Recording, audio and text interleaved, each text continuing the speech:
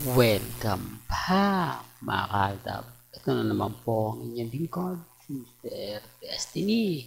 At magbibigay na naman tayo ng pinakamainit na update po ngayon sa social media. Update ko lang po kayo sa mga kumakalat na meron nga po daw bagong gagawing movie, teleserye, sina Marian at si Alden Richards. Ito na naman po yung isa sa sinasabi ko. Pinapait po nila, pinapainit po nila, talagang gusto nga po nilang talagang gumawa ng pelikula. Sina Alden Richards at si Maine Fulkerson. Nakakatuwa lang naman po kasi napakaraming mga komento, napakaraming mga sinasabi ng ganito, sinasabi ng ganyan. Talaga naman pong mapapaisip ka. Talaga naman pong kapag nakita mo talagang kumbaga yung tipong masasabi mo mga kaaldab na walang katotohanan, yung tipong pinapahype lang po nila para lang po makakuha ng simpatya, para lang masabi na sila yung updated, sila yung kumbaga nagbibigay ng mga kaganapan, nagbibigay ng mga nangyayari, nagaganap, yung tipong ganun mga kaaldab. Pero gaya na sabi ko sa inyo mga kaaldab, may mga bagay-bagay po na kayo na rin po makapagsasabi, kayo na rin po makapagre-react kung gaano nga po ba katotoo o hindi yung mga kumakalat. Kaya ako lang naman to binabalita. Marami kasi nagtatanong sa atin mga kaaldab kung gaano nga po ba katotoo yung mga bagay-bagay na ganyan. Tapos na po ang mga gagawin ni Alden sa GMA Network. Wala na po itong bagong project. Hindi na nga po ito magkakaroon pa. Huling ano na nga po ni Alden rito siguro sa pag-host. Normal lang po na kung ano-ano yung mga mababasa ninyo, mapapanood ninyo, mapapakinggan po ninyo. Gaya nga po ng sinasabi nilang teleserye ng Marimar. Hindi po ba iba-iba na po yung kwentong lumalabas? Pero nung una, pinahype yan. Hindi po ba? Ginawa na nga po yan ng mga video sa TikTok. Hindi po ba? Ginawa na po nila talaga o pinahype na po nila pero hindi naman po talaga totally nag-click. At wala naman po talagang click na nangyari. Real talk yan mga kaaldab. Pero marami pa rin po sumisimpatya. Sa ngayon mga kaaldab, aldab lang po ang malakas. Tayo pa rin po ang pinag-uusapan. Tayo pa rin po ang trending. Kasi once na dumating po yung sinasabi natin na muling pagbabalik ni na Alden Richards at ni Maine Fulkerson, asahan nyo na darating at mararamdaman ito ng buong fandom ng Aldab Nation.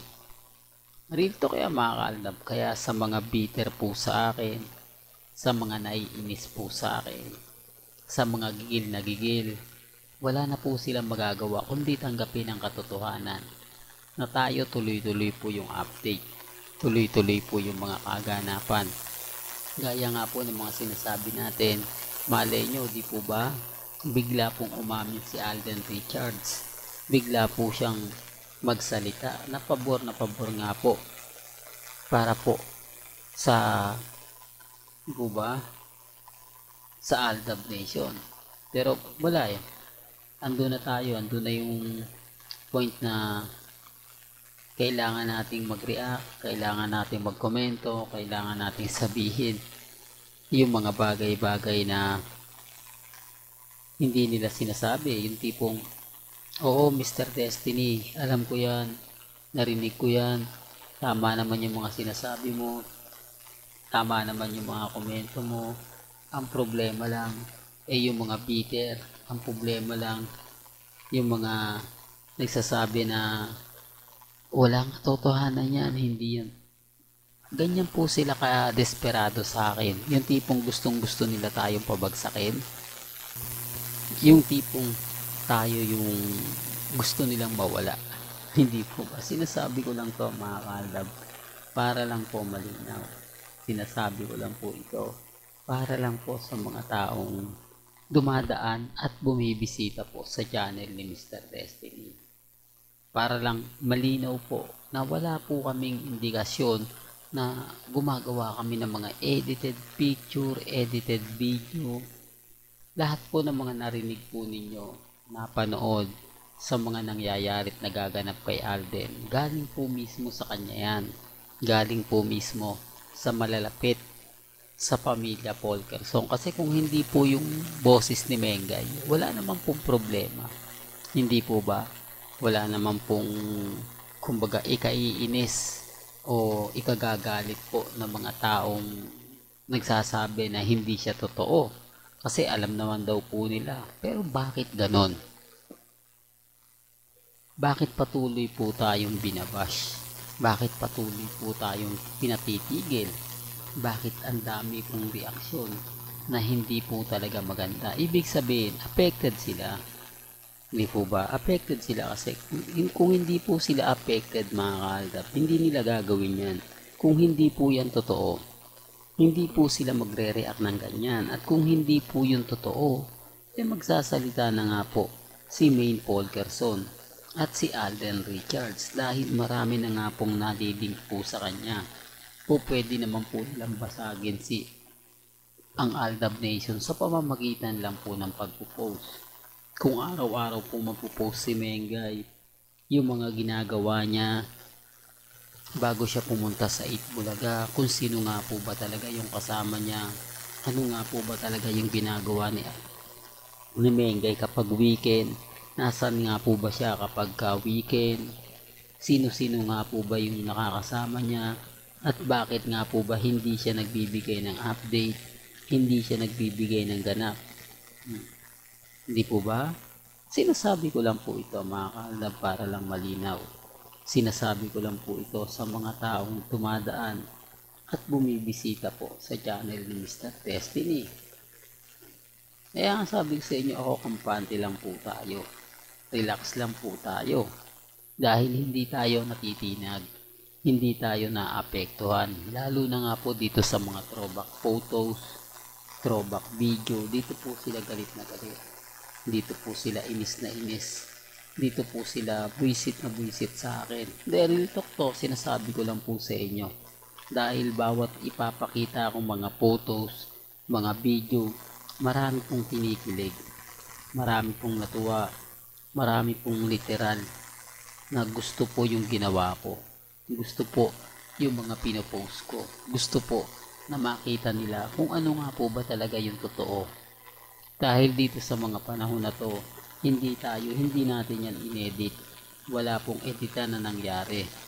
Lahat po yun galing po mismo kina Maine Polkerson at Richard Polkerson. Bagamat marami pong mga kwento ang lumabas, bagamat marami pong mga sinabi, talagang kahit papaano mararamdaman nyo, kahit papaano nakikita nyo naman po kung ano nga po ba talaga yung epekto para po sa kanila. Kaya sa mga mamis, mga titas, mga senyor, maging relax lang po kayo, maging kampante lang po kayo. Uulitin ko, wala na pong project sina Menga, sina Alden sa GMA Network. Ang hinihintay po natin itong project nila Bossing, Alden at ni Maine Polkerson.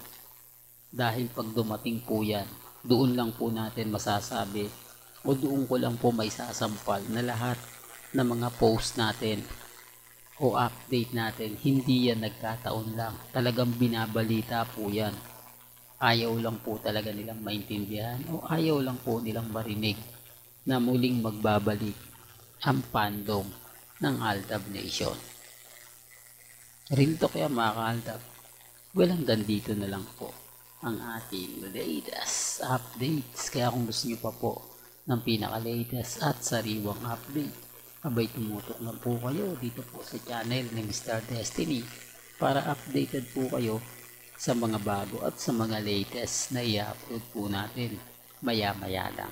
Kaya kung bago ka lang sa channel na to at isa kang true-blooded Aldab Nation na nagmamahal kila Mengay at Isoy, tama po ang channel na pinuntahan mo. Kaya consider na po kitang bagong subscriber. At huwag mong kalimutang i-share ang mga video po natin sa mga mami, sa mga titas, at sa mga senior.